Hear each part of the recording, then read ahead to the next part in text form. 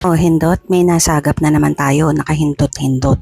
Bakit gusto nyong iban ang mga social media platforms?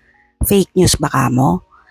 Eto ang fake news. Sabi ninyo, hanggang tuhod na lang ang baha pero tignan nyo ang nangyari dito sa Zambales, Pampanga, Bulacan, Quezon City. Tapos sasabihin ninyo, kami ang fake news. O pagpalagay na natin may mga OA na content creator kasi hindi naman lahat ng papanood ko. Pero 'di ba mas OA naman yung ibang content creator na loyalista.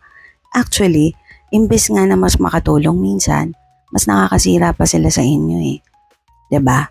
Kasi imbes na mag-take accountability na lang, eto nagkulang to. Ginagawa na yan ng paraan, pwede naman ganun eh.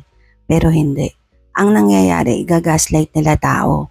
Kaya tuloy, walang nakikinig sa kanila. Hindi na sila pinapansin. Yun ang problema dahil hindi naman effective ang mga realistang vloggers. Kaya hindi sila nagiging epektibo, ang gusto nyo na lang iban. Kasi nga hindi nyo makontrol yung naratibo.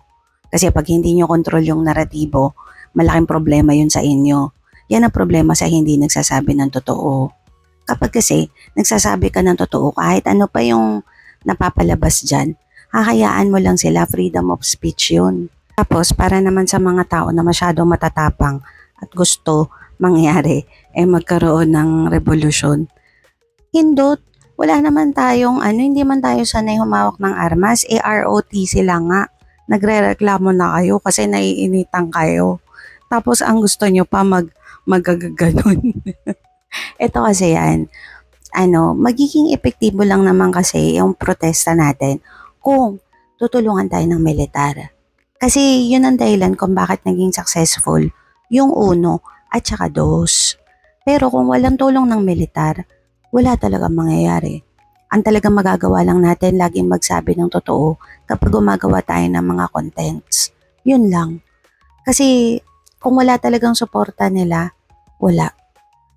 Kaya yun ang nakakalungkot sa nangyayari ngayon sa Pilipinas. Wala tayong suporta ng militar.